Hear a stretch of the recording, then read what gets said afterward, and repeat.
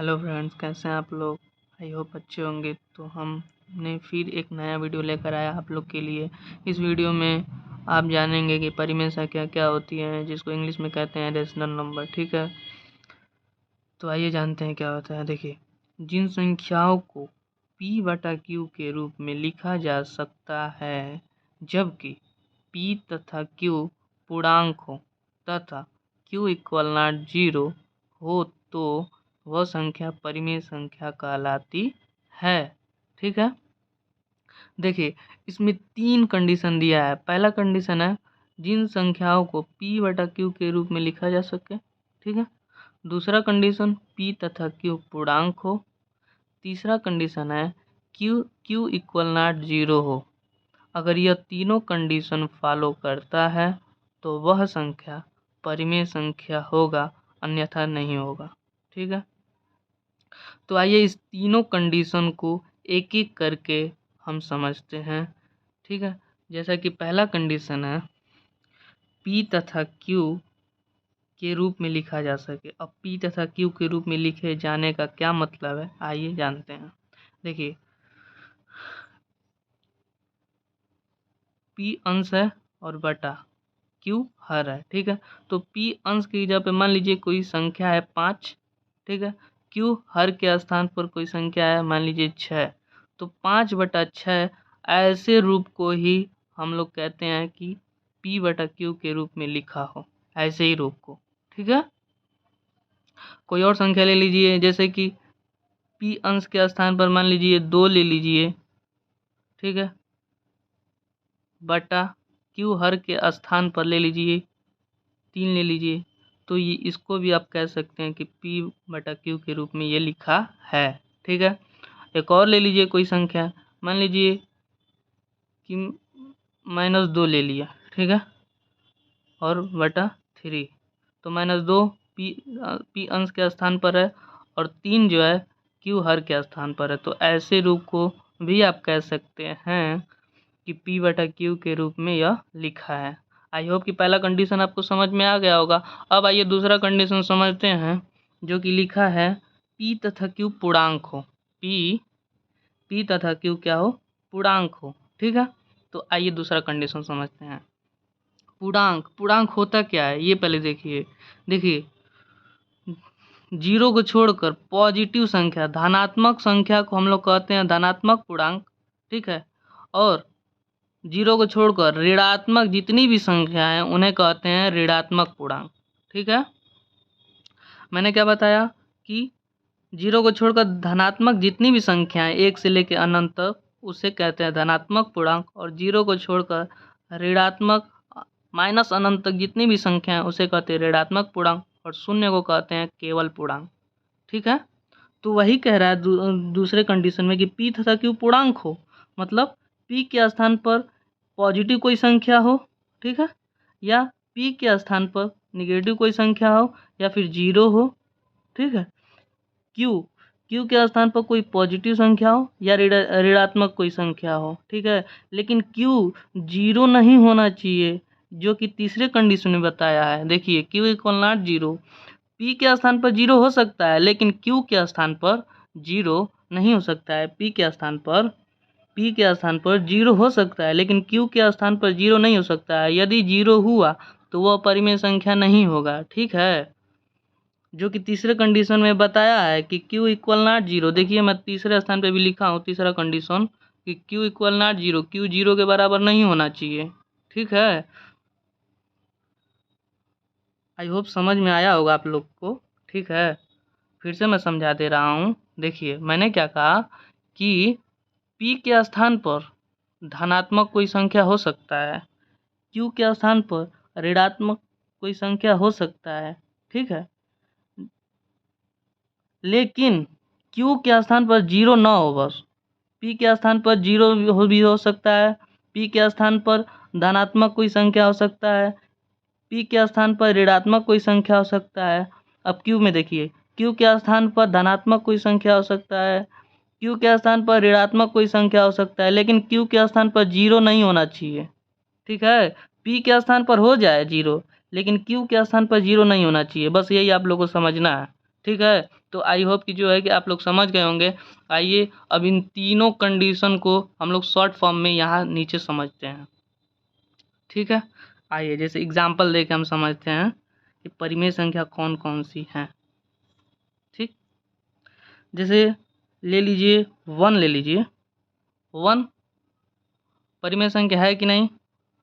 बिल्कुल है परिमेय संख्या। 1/1 आप लिख सकते हैं कि नहीं? लिख सकते हैं, बिल्कुल लिख सकते हैं।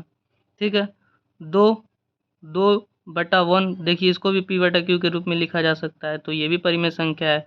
कहने का मतलब ये है कि कोई भी धनात्मक संख्या हो, ठीक है, वह परिमेय संख्या होगा। ठीक है, कोई भी धनात्मक संख्या 8 ले लीजिए, तो 8/1 कर दीजिए, देखिए p/q के रूप में लिख गया, और लिख गया जब p/q के रूप में, तो यह परिमेय संख्या है। देखिए इसमें तीनों कंडीशन फॉलो कर रहा है कि नहीं? देखिए पहला परिभाषा क्या बोल रहा है कि p/q के रूप में लिखा जा सकता है, तो देखिए p/q के रूप में लिखा है। दूसरा कह रहा है कि p तथा q पूर्णांक हो, p तथा q पूर्णांक हो। देखिए पूर्णांक, देखिए 8 जो है कि धनात्मक है, तो वह पूर्णांक आएगा। 1 भी पूर्णांक है क्योंकि धनात्मक पूर्णांक है, तो यह फॉलो कर रहा है, तो यह पूर्णांक है। तीसरा कह रहा है कि q इक्वल नॉट 0, देखिए q 0 के बराबर नहीं है, देखिए q के स्थान पर क्या है? 1 है ना? तो ये जब तीनों को फॉलो कर रहा है तो यह परिमेय संख्या होगा। ठीक है, समझ में आया? अब ले लीजिए कोई ऋणात्मक संख्या ले लीजिए, मान लीजिए कि -5/3, तो यह भी होगा। मान लीजिए कि 0 ले लीजिए, 0 होगा कि नहीं? होगा। क्यों? 0/1 ऐसे लिख सकते हैं आप, बिल्कुल लिख सकते हैं।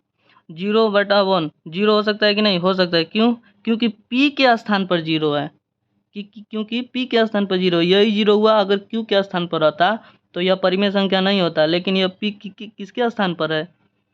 p के स्थान पर। ठीक है, अगर p के स्थान पर है तो यह परिमेय संख्या होगा। ठीक है, आई होप कि आपको अच्छे से समझ में आया होगा। हाँ, एक बात और, अगर कोई भी वर्गमूल है और उसका पूरा जो है कि वर्गमूल निकल जा रहा है, तो वह भी परिमेय संख्या होगा। जैसे 16 ले लीजिए, 16 का वर्गमूल क्या होता है? 4। अब 4 है, 4 इसको 1 लिख सकते हैं, p/q के रूप में हो गया। अब पूर्णांक भी देखिए, 4 पूर्णांक है और 1 भी पूर्णांक है।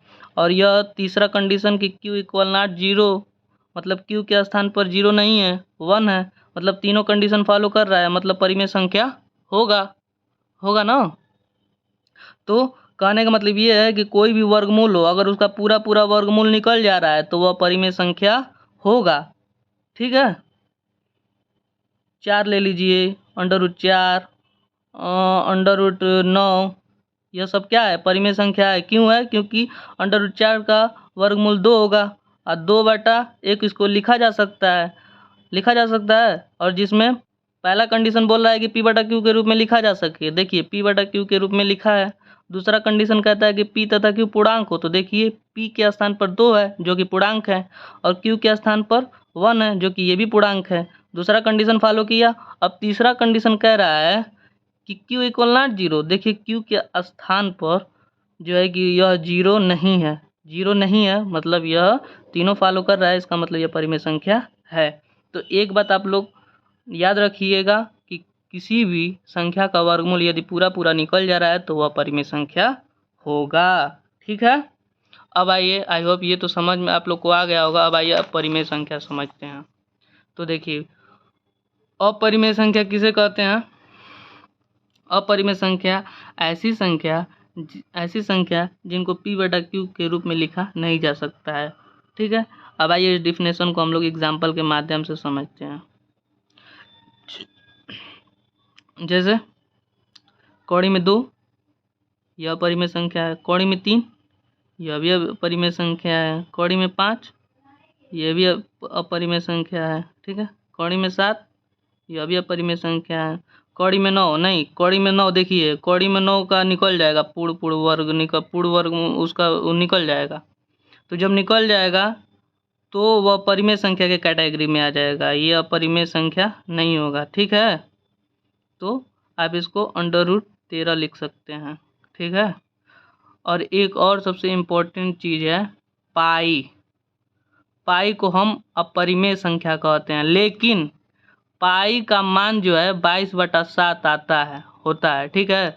तो 22/7 जो है P/Q के रूप में लिखा है, ठीक है। तो जब P/Q के रूप में लिखा है तो इसको हम परिमेय संख्या कहेंगे। लेकिन पाई को हम लोग अपरिमेय संख्या कहेंगे। क्यों कहेंगे?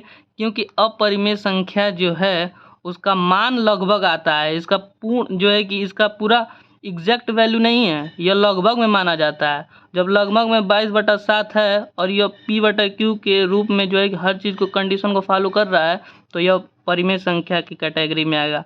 कहने का मतलब यह है कि 22/7 को परिमेय संख्या कहेंगे और पाई को अपरिमेय संख्या कहेंगे, ठीक है। यही कहना था। तो आई होप कि आप लोग को अच्छा लगा हो। यदि अच्छा लगा हो तो like, subscribe and bell icon को जरूर दबाइएगा। फिर मिलते हैं अगले वीडियो में। धन्यवाद।